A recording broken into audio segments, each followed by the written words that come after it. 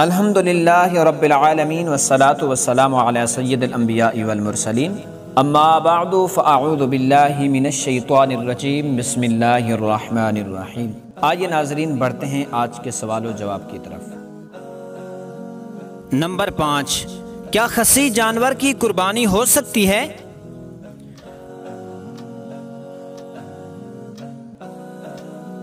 جواب جی ہاں، بلکہ خصی جانور کی قربانی افضل ہے۔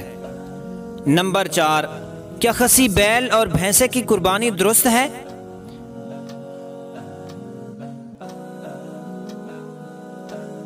جواب جی ہاں۔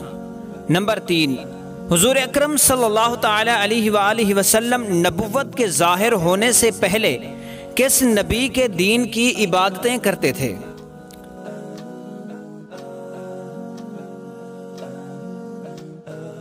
جواب دین ابراہیمی کی۔ نمبر 2، حضور اکرم صلی اللہ تعالی علیہ وآلہ وسلم پر پہلی وحی کہاں اور کس حالت میں نازل ہوئی؟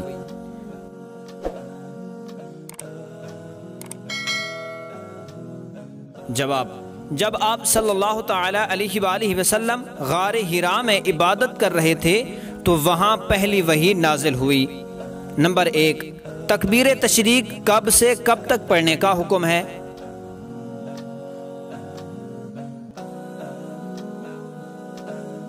جواب 9 ذوالحجہ کی فجر سے لے کر 13ویں کی عصر تک۔